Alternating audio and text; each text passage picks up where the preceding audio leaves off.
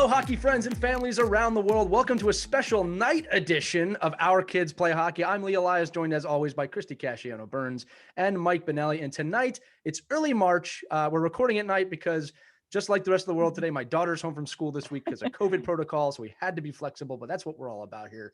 But tonight, it's early March, as I said, which means hockey seasons should be starting, if not already, coming to an end. So we wanted to do an episode kind of diving in, a quick one, about the end of the season and things you can think of through the end of the season. Now, for those of you who don't know, we have an established author on this panel today, Christie Casciano Burns, and her book, My Kids Play Hockey, which is actually the inspiration for this entire podcast. We're going to pick 3 chapters out of your book today, Christie, that have to do with this.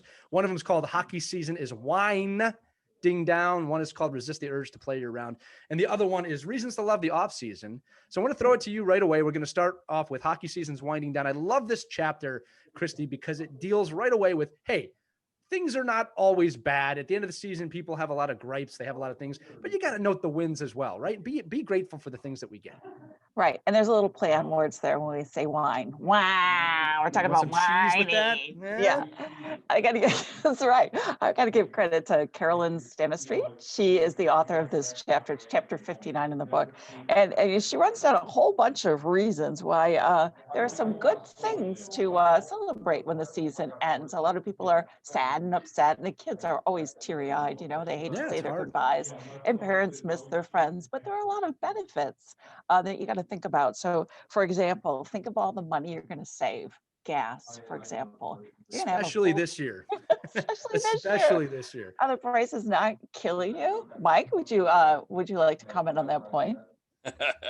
No, not at all. I'm just happy that the season's not starting today. No, but I think from and I think to your point right now, it's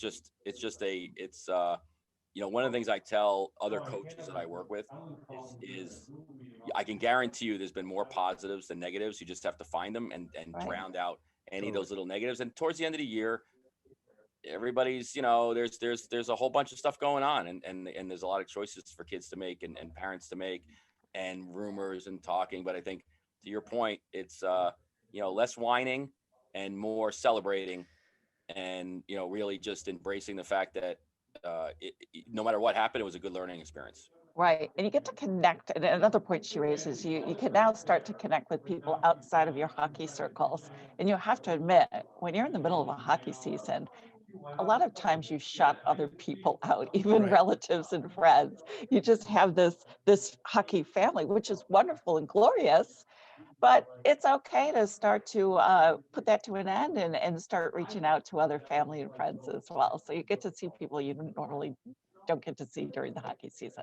So there's another benefit. Christie, in rereading this chapter, there's a few things that were written there that I thought I wanted to bring up because they're amplified this year especially. And the reason I want to say that is because these are things we should be thankful for in a normal year.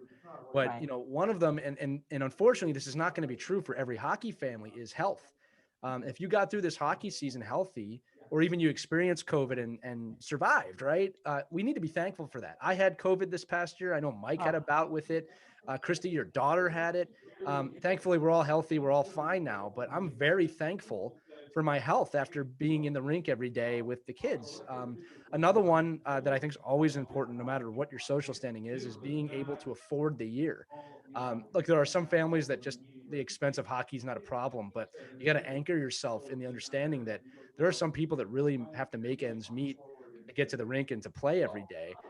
Again, we just spoke to the head of hockey in Harlem last week where they provide everything for free for those kids. And they're thankful just to have ice, which they almost lost. And then the last one I wrote, Christie, and this was in the book, was that, it's the experience, this unforgettable experience. Well, needless to say, the 2020-2021 hockey season has been an unforgettable experience, no matter how you slice it.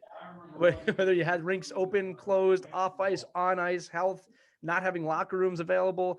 As Mike alluded to, this is something we'll never, ever, ever forget for the rest of our lives. It's a major human milestone. And Mike, to your point, and Christy, to this chapter in the book, one of the things that we talk about in psychology is being able to see the gift in any situation, good or bad, and that you don't know, even if it seems like the worst thing possible, there's usually a gift in there somewhere, even if it's just a gift of knowledge.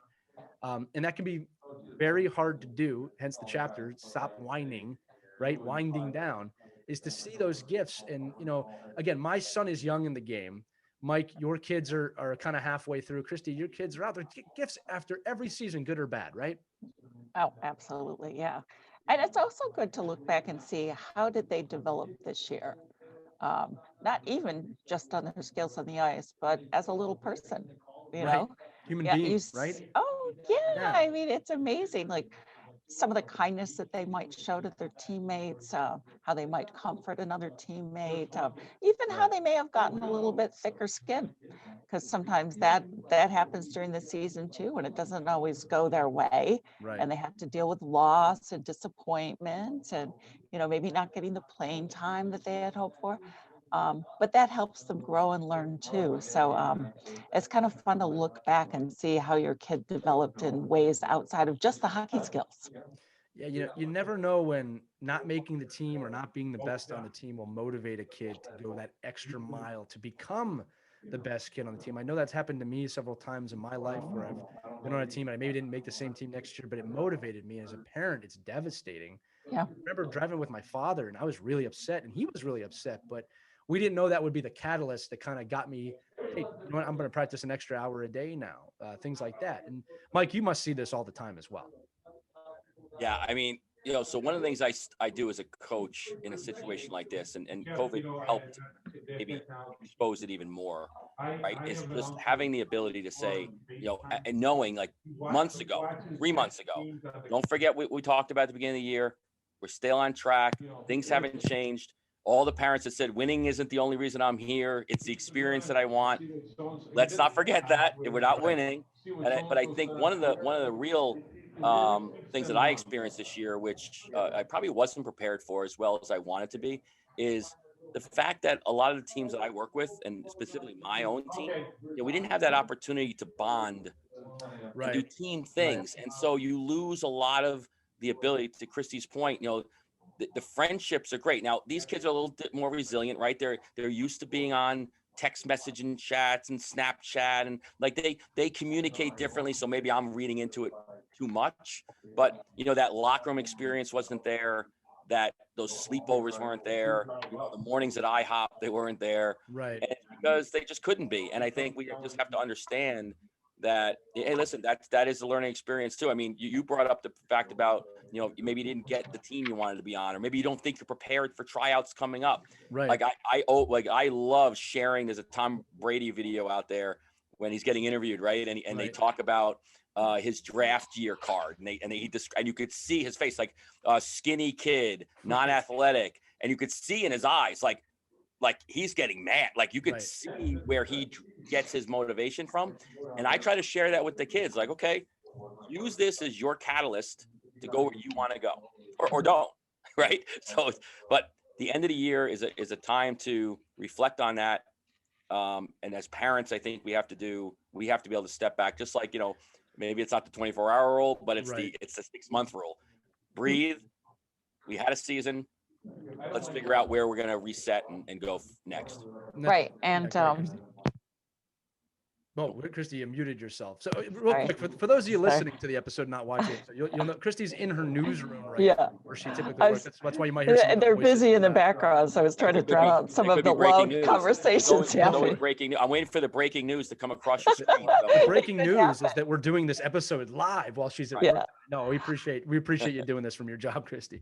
Both of you are coaches, so do you take the time to sit down with a kid and the parent and talk about what you guys have seen from your perspective, the development? I always loved when coaches did that, and sometimes we didn't get that at the end of the season, and I wish we had. Right. I can tell you it. So I've coached at the pro and college level mostly. I'm just now getting into youth hockey, but I can tell you at those levels, I always have exit interviews with every single player that I coach. And typically I'll go the extra mile. We'll put together a workout plan for them for the summer. We'll put out a nutrition plan and a very, very detailed, this is what you need to do from now until next August or October to prepare, especially in environments where we know a player is coming back. Now, again, that's a year-round commitment, but we're also talking at a level where a year-round commitment is necessitated. Mike, at the youth level, I'd bow to you on that. Yeah, no, I'm probably a little different in the people that I try to mentor and work with. I try to get coaches to communicate consistently throughout the season, right? So that at the end of the year, you have a body of work you can discuss. Always have an exit interview. This year, it's going to be a little different. It might be a digital exit interview or by Zoom, but definitely. And then, I think one of the most important things from a coaching perspective is I love giving the parents the survey to critique me. Right. Let me know what did I do. Not again, some of them turns into bashing sessions. And that's fine. If you want to do it anonymously, you could rip me apart. But I want to, if you're going to come back and play for me, I want to know how I can connect with your child better. And I want to know how I can connect with your kids better. And, I think, that's really important for me is for growth, but definitely exit interviews with the kids. It doesn't have to be, under a light, and grilling the kids. Have it, make sure you're with a parent. I would advise you maybe with another coach. Right. And you're in that room or in the space or in the hallway or on Zoom and just have an honest to goodness conversation. And the last thing I would say to Christie, to your point about maybe getting it or not getting it, just have an agenda. Say, okay, these are the 3 things we're going to talk about. We're not going to get off track. We're not going to talk about what happened in September. We're going to talk about today, what I feel, what I assessed, what I loved about your child and as a player, and then what I would hope that they could do, moving forward. Yeah. And good for you that you're willing to take criticism. You must have your armor on when you read that. You read those comments from parents. I learned that you welcome the critiques. Yeah, not to take it personally. And I think, and if I have, say I have 16 kids on my team and 3 families are not happy,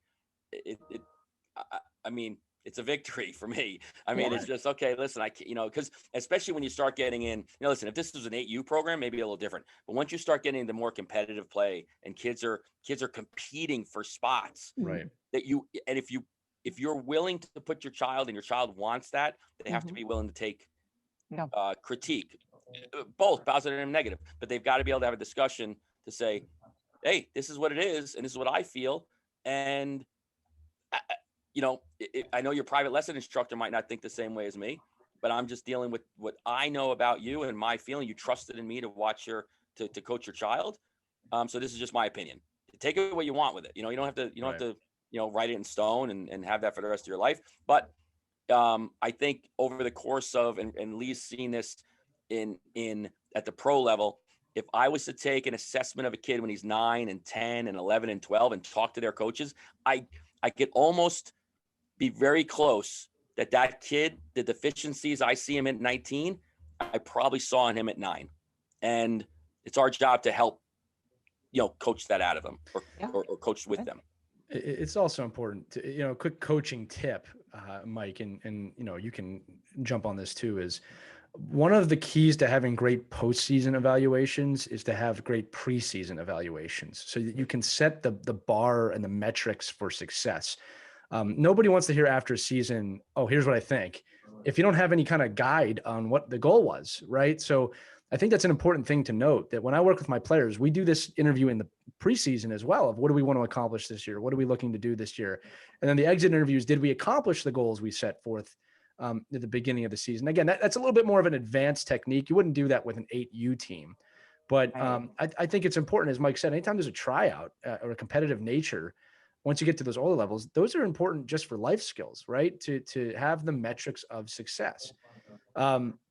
Now, one other thing that I used to do as a parent to measure success, and it was always fun. So it'd take a video in the beginning of the season of how, Sophia or Joey played, even their growth. At the beginning of the season, they look so little. And then you take another video of their very last game, and it's amazing. You're like, a little differently. Wow, is this the same kid? Right. The way they can, handle the puck better, the way they even, their skating pants are too short. And like, Oh, they go through these growth spurts even during the season. It's really amazing to see from game one to the final game. It's really fun to do. So if you have time, parents, it's neat. And then you'll have that video, down the road. It's always fun to look back. I have certainly seen that with my son this year after the baptism by fire, which was just summer league last year. It's his first experience to going through a season in the development program and the U8 program that we're in.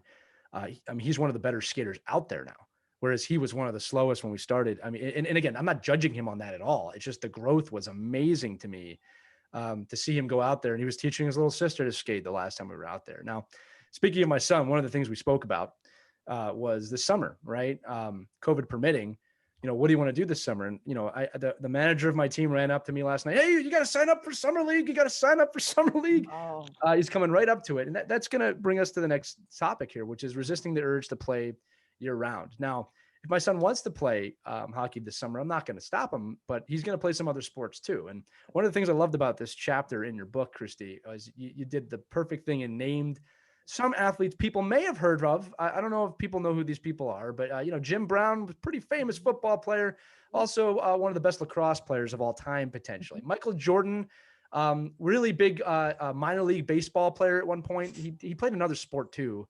I don't remember what it was. Basketball. He played basketball and won 6 championships. Michael Jordan, avid baseball player growing up. Wayne Gretzky, I'm sure everybody knows who that is. Avid lacrosse, soccer, baseball, and track player. Growing up, all the best athletes played multiple sports growing up. All right, it's a known fact. In fact, Kenny Roush, USA Hockey's manager of youth hockey, says, and uses a quote from the book: "If you play only one sport, you are using the same muscles over and over again for a body that is not fully formed. That is a recipe for disaster." Yeah.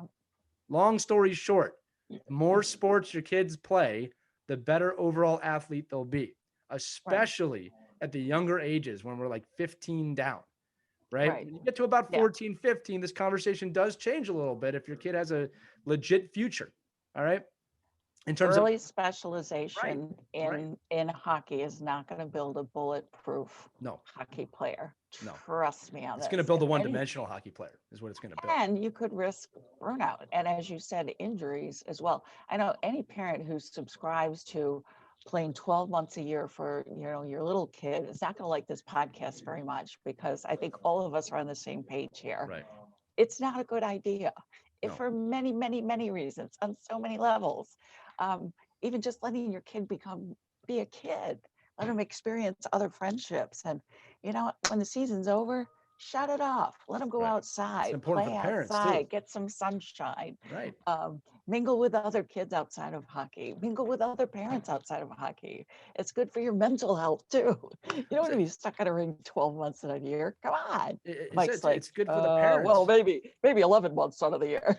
It's a fine line, right, in today's world, because we have to keep rinks open. They're businesses. The customer drives a lot of this. So I think like what I try to do with my organizations that I work with is show them alternative ways to 12-month-a-year hockey. Whether it's a 1 day a week skating that the kid, or pond hockey, offer pond hockey in the summer.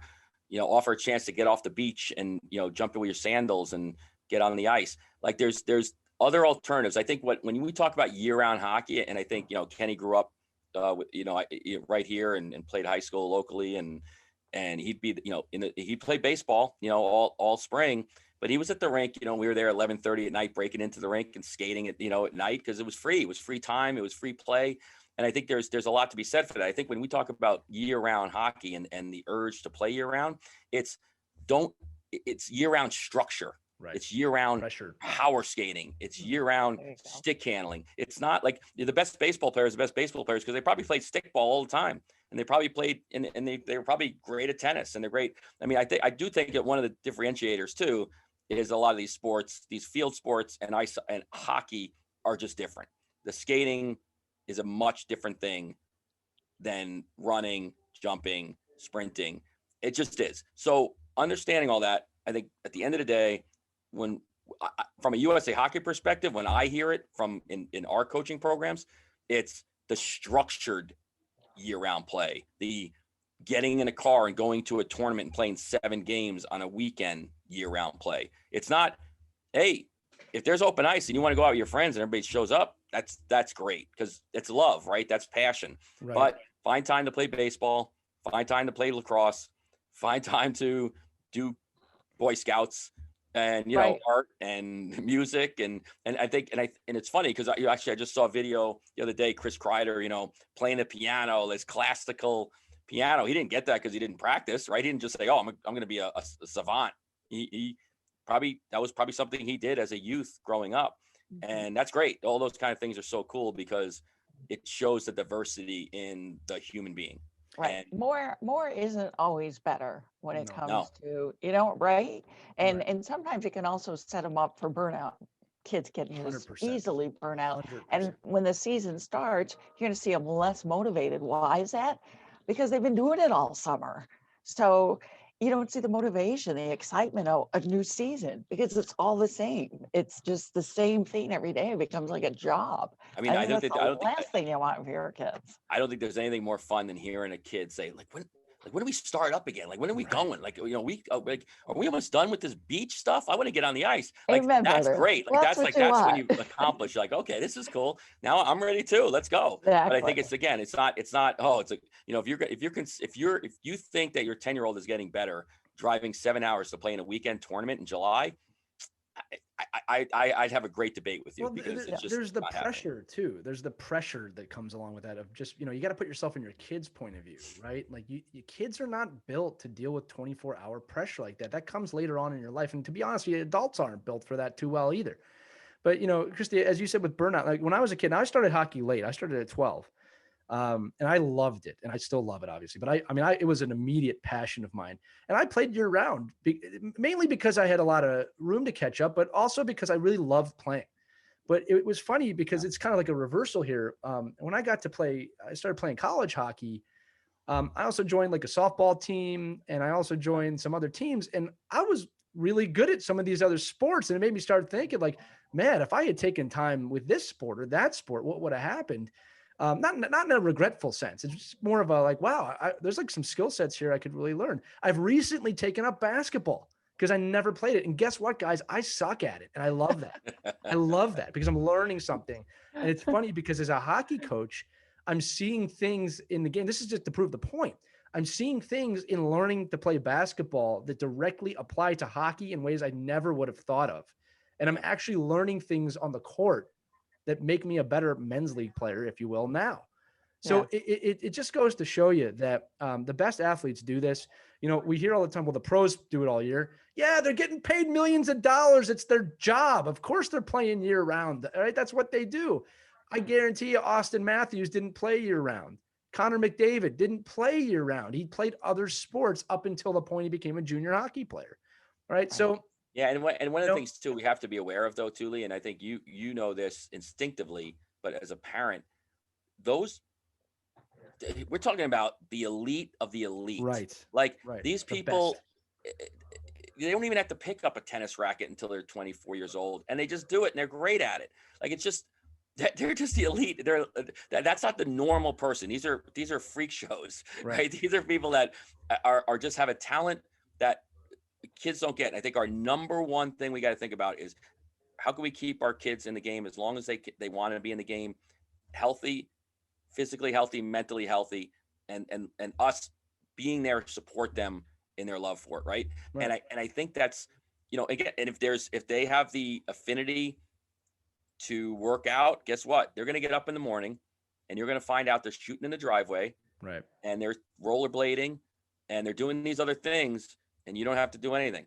And as your point, you know, it's like, listen, my kids will probably eat chocolate cake every single night, 3 nights, you know, 3 times, but you gotta sprinkle in the you know, the green beans every now and then. Right. So it's the same thing with sports. You just gotta, you are the parent, you're the adult, you've got to put them in a different environment. And I think once they get in there, who knows, maybe they blossom into loving other things as well. Right. And it is fun to watch them use their skill sets from other sports and apply it to hockey. You can always tell the soccer player playing hockey because you see them using their soccer moves with the puck. It's always fun. It's like, oh, that kid plays soccer. That's obvious. Or that kid plays lacrosse. Or that kid tackles like he's a football player when he checks.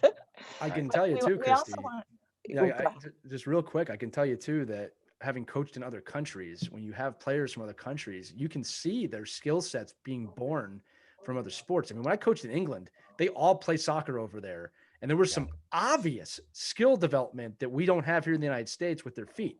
I was amazed by that, Yeah. So sorry, I didn't mean to cut you off. Go ahead.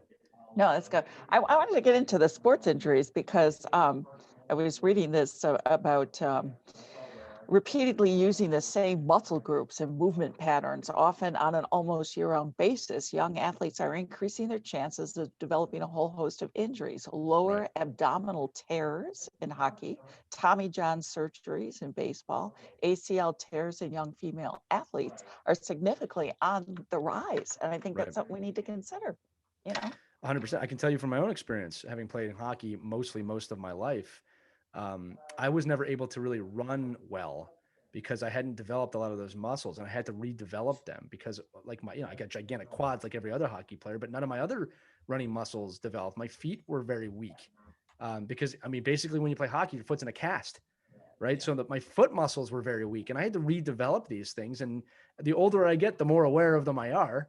That's what I'll just say with that. But, Christy, it brings up a great point to round out this segment. And it said this in the book: be a kid, play games.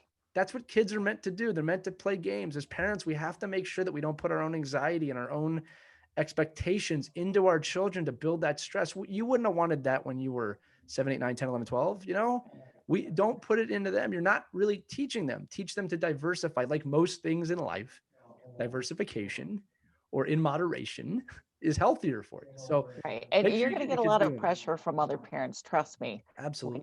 When you're in those circles and you're around those parents who subscribe to year-round hockey, they're going to make you feel like your kid is not going to stay up to speed on their skills and their development. They're going to fall behind. Trust me. Don't fall victim to that. Just shut your ears, walk away, and use your own judgment. Especially if you're starting to see signs of your kids burning out, right? And then you get swept up in that whole culture of 24-hour, year-round hockey.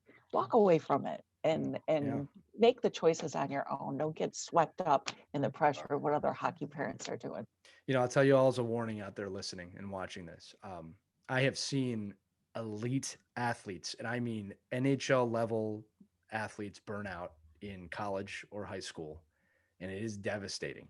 And unfortunately, most of those athletes don't even realize till it's too late what they've given up.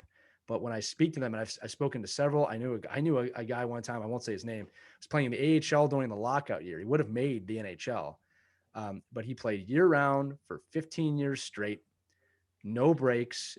And he didn't even know who he was playing for anymore. He felt like he was going to let his family down. He felt like, and he stopped, and a lot of things fell apart for him. All right. Now he made the right decision for him. I don't want to knock that, but I'm saying that this could have probably been avoided had he had some breaks in his youth. There was so much pressure on him to perform that he basically had a breakdown. Yeah. Right. So what this leads to for me, and this is the kind of psychological note, is as a parent, right? Because really we're the shepherds here of the children, right? The most important thing when your kid leaves that rink, and we've talked about this on the show before, is knowing that you as their parents love them no matter what happens. If your kid is going to base his level of success or his belief of your love system for him on how good he is as a hockey player, that's an incorrect way to approach the game. All right. They're kids. They're going to you got to let them be kids, right? I tell my son this, I've said this many times of this, before and after every game, I love you no matter what happens on the ice.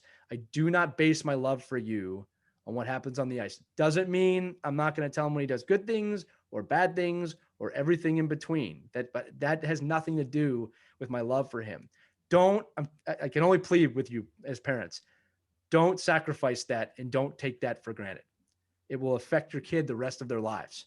And they will do it to their children. It's very hard sometimes to kind of accept this side of it. Some people think it's a little bit soft.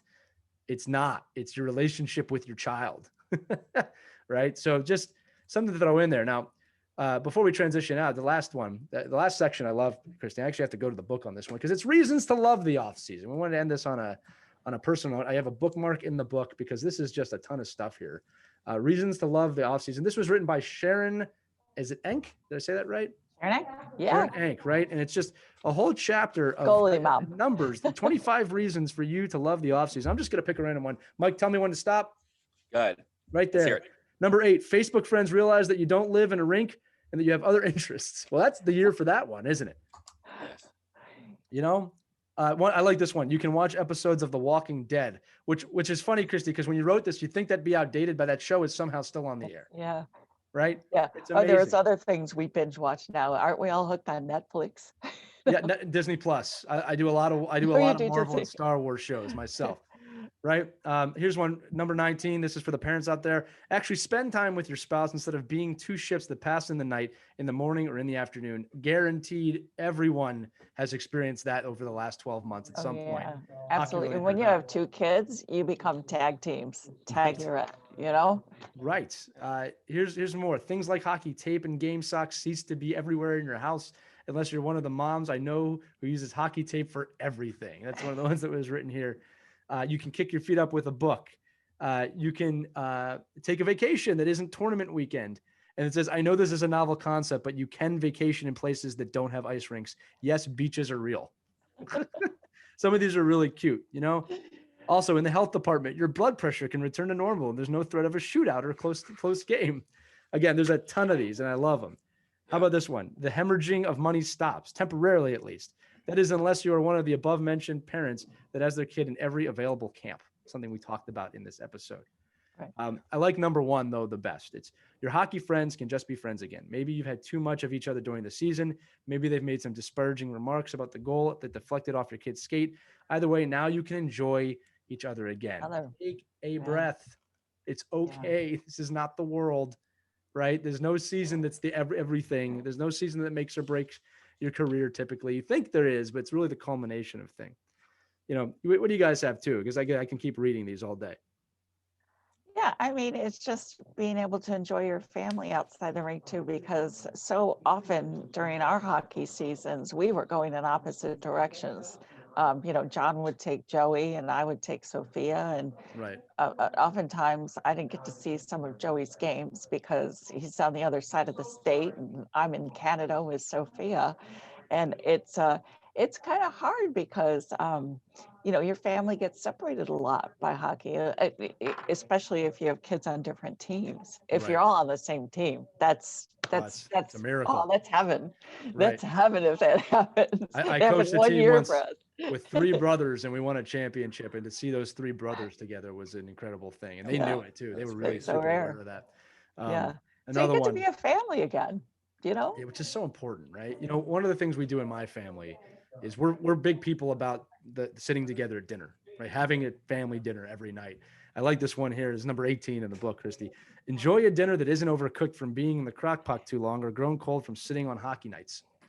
Yes, I'm the cooker mostly in my house. That makes a lot of sense. But yeah, look, it's time to reconnect. It's time to just take a break. You gotta take breaks. I know it seems like you can't. There's so much pressure not to stop. Again, Mike, you got to comment on this too.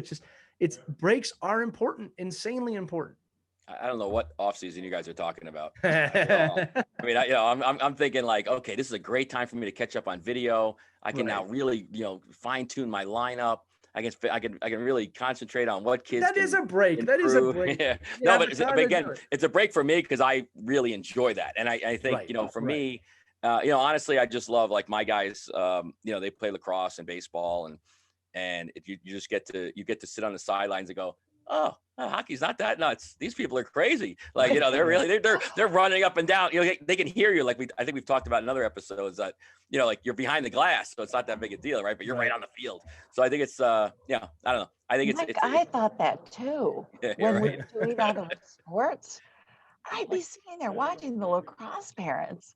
Thinking these parents are crazy. Yeah, they're yelling about hockey. I don't understand. And baseball too. Right. Wow. Right. Well, hockey parents are calm compared to them.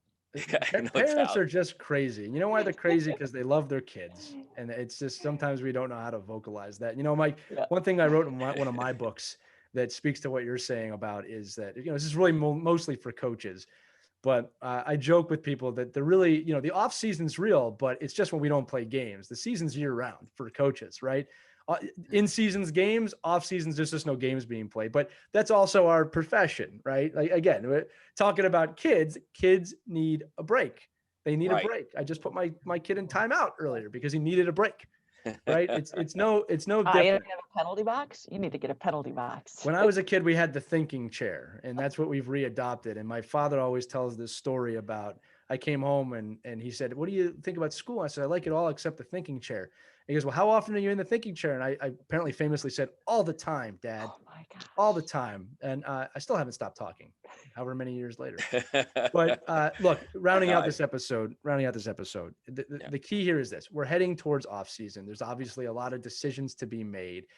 Take a break, take a moment to make some good, sound decisions. Maybe ask your kids what they want to do, depending on their age, not so much what you want to do, what you think they need to do for their development. All right. And remember, as Mike said, rinks have to stay open. Coaches want to stay employed.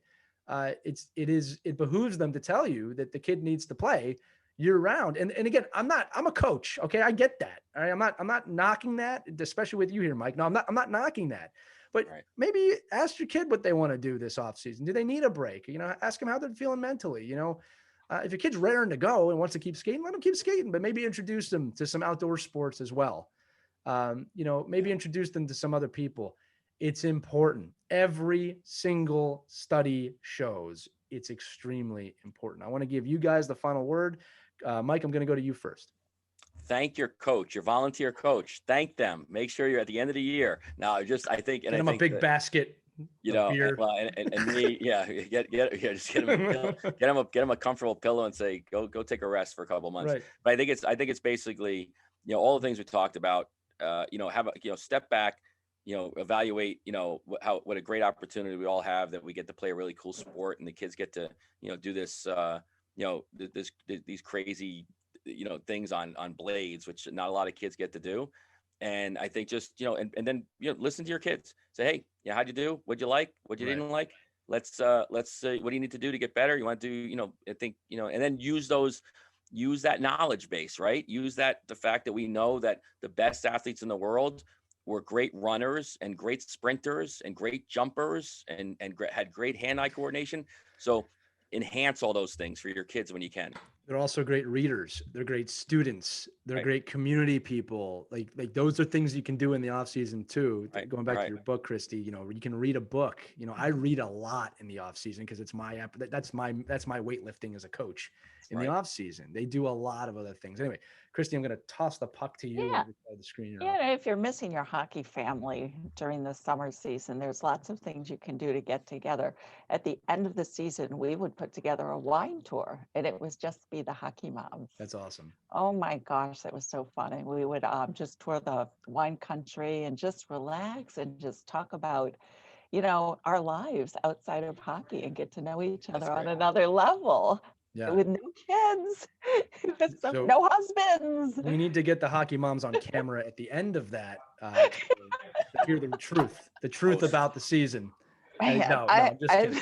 We'd have a lot of. Do you have a bleep? Where you can bleep, we can bleep. Yeah. We can bleep on this show for sure. And it's also fun to get the kids together to do some fun, like swimming parties. Do some games that outdoor games. Just to have fun as families if you miss your hockey family. And that actually is a great way to keep them, if you have teams that are going into the next season and the chemistry is really good and you want to keep that chemistry going. You don't overdo it, but it's fun to kind of get together over the summer too and just see each other in shorts and t-shirts. It's like, wow, is that what you look like? You're a lot thinner than I remember. Because I'm wearing a coat that's 10,000 layers. This is what I really look like. So it's just fun. Just enjoy your lives.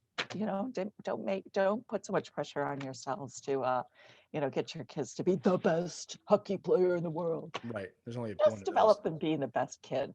I love it. Be a good person.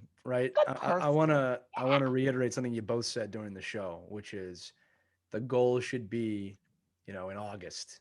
Man, I can't wait for hockey season to start. I can't wait for it to start. Mike, that really hit me when you said that. That feeling is a very exciting feeling, and it's reinvigorating. The skills will be there. All right. The only way your skills go away if you sit on a couch for 3 months and don't do anything. That's not what we're suggesting here, right? No. So I do want to shout out one more time.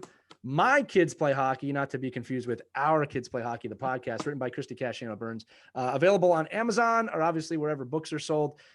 Check that out. This episode is all based on chapters on this handbook for life as a hockey parent. If you're watching, you can see it. If you're listening, go pick that up.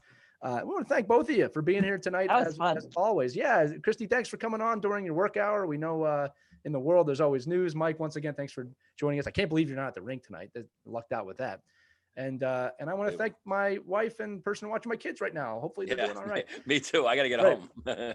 Right. So for Mike Benelli, for Christie Casciano Burns, I'm Lee Elias. Thanks so much for watching this edition of Our Kids Play Hockey. Check us out. All the episodes on ourkidsplayhockey.com. Share it. Let your friends know. Let your parents know. Let your coaches know. Let your kids know. Anyone you think might benefit from this show. And you can hear us wherever podcasts are listened to. So once again, everyone have a good night for a change. And we will see you on the next edition of Our Kids Play Hockey. Good night, everyone.